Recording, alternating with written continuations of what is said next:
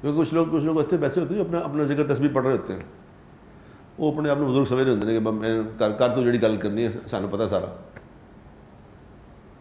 ہم سب محتاج ہیں میرے دوستوں, کہنے والا بھی محتاج ہے, سننے والے بھی محتاج ہیں, ہم کچھ بھی نہیں. میں بھی اتنا ہی محتاج ہوں جتنے آپ محتاج ہیں. یعنی کہ میں کوئی بڑا بزرگ ہوں, آپ سارے گناہ گار ہیں, نہیں, ایک ہی ہیں. عمل ہوتا ہے ایمان کی بنیاد پہ, عمل ہوتا ہے ایمان کی بنیاد پہ. جتنا ایمان مضبوط ہوگا اتنا عمل مضبوط ہوگا. ایمان جتنا کمزور ہے عمل اتنا کمزور ہوتا چلا جائے گا. جس طرح مثال سے بات سمجھ آتی ہے. مثال سمجھ لو, ایک آدمی کے پاس بینک میں 10 کروڑ روپے پڑا ہے, 10 کروڑ اس کے پاس ہے, جو مرضی بائی کر لے, 10 کروڑ کے اندر جو مرضی چیز خرید لے. یہ گاڑی لینی 2 کروڑ کی لے لے, یہ چیزیں لینی, یہ لینی, پیسے پڑے.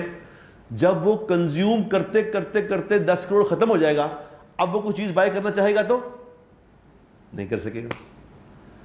اب ایمان کا بھی یہ معاملہ ہے. ایمان اگر مضبوط ہوگا, طاقتور ہوگا تو وہ عمل کر سکے گا.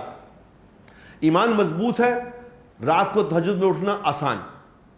ایمان مضبوط ہے, سچ بول کے اپنا نقصان کرنا آسان. کیونکہ سچ بول کے نقصان ہوتا بظاہر نظر آتا ہے, ہوتا نہیں, وہ نظر آتا ہے یار سچ بولنا تو سودا نہیں بکنا. لیکن ایمان مضبوط ہے, وہ یار روزی دینے والا اللہ ہے, مجھے کوئی نہیں, مجھے سچ ہی بولنا ہے.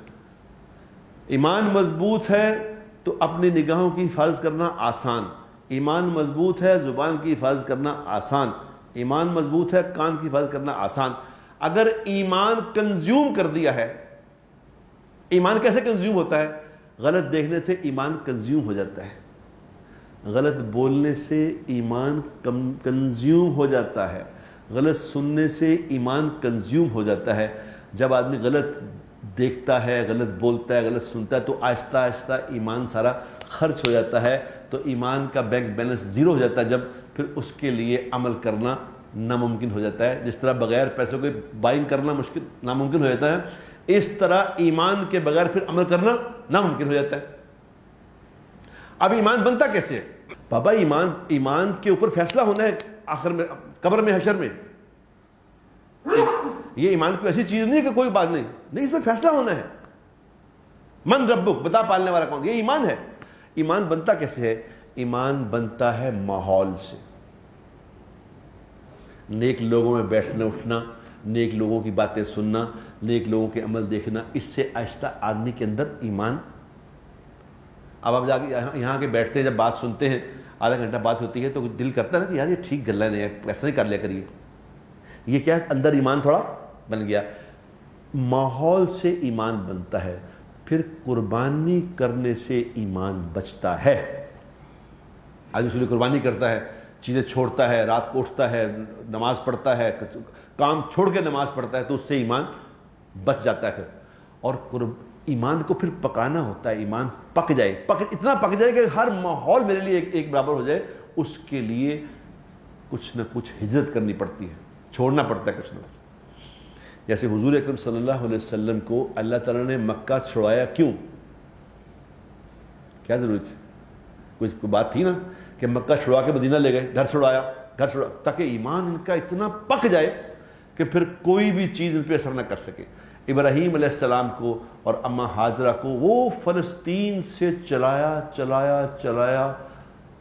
کے لا کے مکہ میں لا کے بٹھا دیا. کہاں؟ سنگلاخ کالی سیاہ پہاڑوں میں لا کے اکیلی عورت اور بچے کو بٹھا دیا کہ چھڈو جی چلو. 2500 کلومیٹر کا سفر طے کرا کے, یہ کیا ضرورت تھا؟ کیا خیال ہے آپ کا؟ ابراہیم علیہ السلام تو نبی ہیں, اماں ہاجرہ تو نبی کی بیوی ہے, اسماعیل علیہ السلام تو نبی ہیں, ان کو یہ اتنی مشقت کرنے کی کیا ضرورت ہے؟ یہ کیا تماشا ہے بتاؤ؟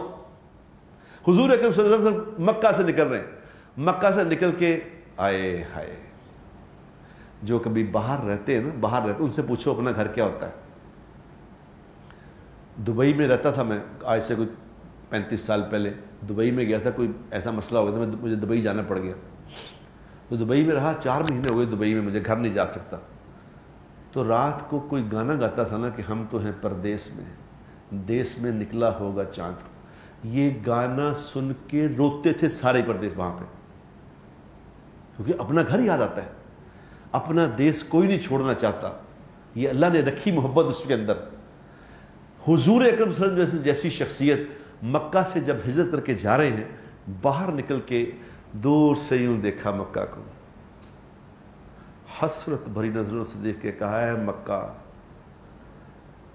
مجھے تو بہت محبوب ہے، میں تجھے کبھی چھوڑ کے نہ جاتا اگر میرے خاندان کے لوگ مجھے نہ نکالتے،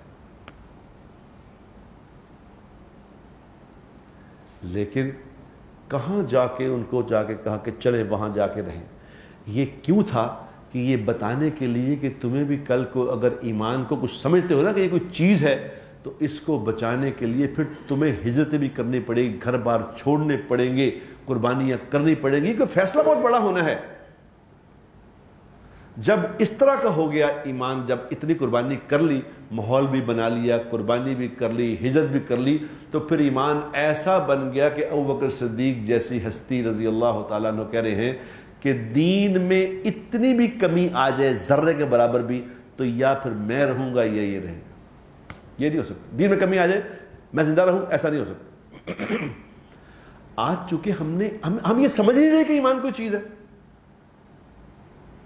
میں کیا کروں، ہمیں پتہ ہی نہیں کہ ایمان بھی کوئی پروڈکٹ ہے، اس کے بغیر عمل نہیں ہونا، کیونکہ اندر ایمان ہی نہیں ہے۔ ایمان نہیں ہے تو باہر بیٹھا مسجد کے، روز صبح دیکھتا ہوں فجر پہ میں کہ مسجد کے بالکل سامنے، اللہ اس کا بھلا کرے، کوئٹہ پراٹھا کھل گیا۔ یقین کریں میں فجر پہ جا رہا ہوتا ہوں، کبھی تو میں آ کے بیٹھ جاتا ہوں، کبھی دل میں کڑ کڑ کے چلا جاتا ہوں اندر، بھری پری ٹیبلیں، نوجوان جوان بیٹھے، نماز، سب اندر نماز ہو گئی، وہ ادھر گپے مار رہے، ہنس رہے، بول رہے، کیونکہ اندر ایمان ختم ہو چکا ہے، ایمان سارا کنزیوم کر لیا۔ اب کیسے آئیں مسجد میں؟ جس کے اندر ایمان ہے اس کو گھر میں نیند نہیں آ رہی، وہ گھر سے بھاگ رہا ہے کہ مسجد چلو فٹافٹ نماز پڑھیے، اور جس کے اندر ایمان کنزیوم ہو گیا اس کا، وہ مسجد کے باہر بیٹھا ہے، اندر مسجد میں نہیں جا سکتا۔ اس کو پتہ ہی نہیں کہ رشوت میں اور پیسوں میں کیا فرق ہے، اس کو انداز فرق ہی ختم ہو گیا۔ میرے دوستو، یہ آخرت کی محنت ہے کوئی، خدا کے لیے اس کو سمجھو میرے بھائیوں، کوئی آخرت میں اللہ کے سامنے پیش ہونا ہے، وہاں اعمال کا، ایمان کا فیصلہ ہونا ہے، کیا کر کے آئے ہو۔ یقین کرو کوئی نہیں سوچ رہا اس بات کو کہ کیا ہونا ہے، کیا ہوگا۔